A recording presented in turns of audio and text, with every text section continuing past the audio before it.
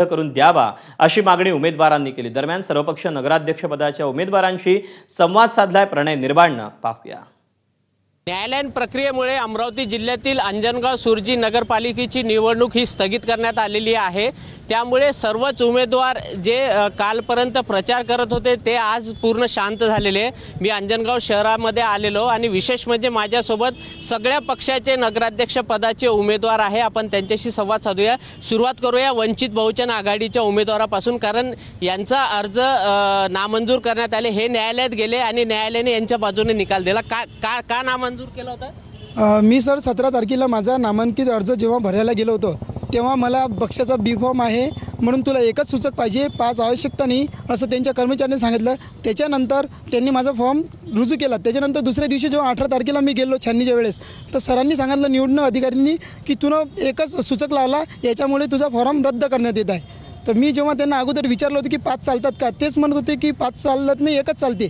मग तेच जो माझ्या संग अन्याय झाला होता तेच मी याचिका दाखल करून माझ्या कोर्टांनी दाखल केली माझ्या पक्षांच्या लोकांना घेऊन, वंचित बहुजन आघाडीचे जे काही होते माझे कार्यकर्ते त्यांना घेऊन, आणि आम्ही वकिलामार्फत निकाल काय आला 25 तारखेला जो निकाल लागला तो न्यायालयानं माझ्याकडून दिला, त्यात माझा विजय झाला आणि न्यायालयाच्या निकालाचा मी अभिमान। तर स्थगित झालेली आहे। आपल्यासोबत जे इतर पक्षाचे उमेदवार आहे जे सकाळ 6 वाजेपासून तर रात्री 12 वाजेपर्यंत प्रचार करत आहे। आपण सुरुवात करूया। काय सांगा स्थगित झालं?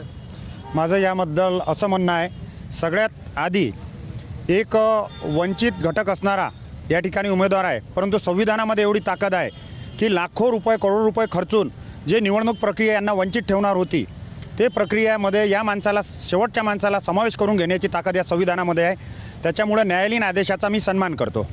दुसरं, या न्यायालयीनला आदेश देण्याची जी वेळ ज्या इथल्या नाकर्त्या निवडणूक निर्णय अधिकारी SDO असतील, CO असतील यांना हे समजायला पाहिजे होतं की 25 तारखेला यांचा निकाल येणार आहे, त्याआधी 23 तारखेला विड्रॉलची तारीख त्यांनी 27 ठेवायला पाहिजे होती।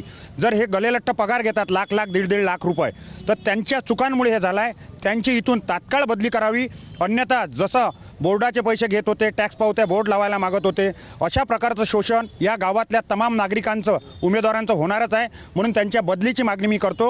हो, मला पण वाटते की निवडणूक आयोगाचं हे जे निर्णय आहे ते धक्कादायक आहे आणि चुकीचं पण आहे। कारण जर 2 तारखेला मतदान आहे तर तुम्ही त्याला थोडंसं पुढे ढकला, 5 तारीख करा किंवा 7 तारीख करा। हे एकदम म्हणजे 20 तारीख म्हणजे खूप, म्हणजे कसं आहे, माझे आता जे उमेदवार आहे, कार्यकर्ते आहे ते खूप ग्राउंड लेवलचे आहे, तर त्यांचं कसं झालेलं आहे, आर्थिक भुर्दंड, शारीरिक भुर्दंड, मानसिक भुर्दंड, याला जबाबदार कोण? आपण काँग्रेसचे उमेदवार आहे, काय सांगाल स्थगित झाली? नाही, मी शहराध्यक्ष। हां, शहराध्यक्ष बोला। ही निवडणूक ज्या पद्धतीने थांबवली ही पद्धत चुकीची आहे। न्यायालयाने आपलं काम केलं, मात्र जसं आमच्या उमेदवारांनी सांगितलं की निवडणूक प्रक्रिया जेव्हा राबवल्या जाते त्यावेळेस त्यांनी ही गोष्ट लक्षातच घ्यायला पाहिजे की जे लोक न्यायालयात जातील त्यांच्याकरता विड्रॉलची वेळ त्याच्यानंतर द्यायला पाहिजे होती। त्यामुळं आज जो हा गावाचा सर्वच लोकांचा जो आघाडी घेतली होती प्रत्येकाने, ती आज 20 दिवसपर्यंत थांबवणे व हा टेम्पो कायम ठेवणे फार कठीण काम आहे।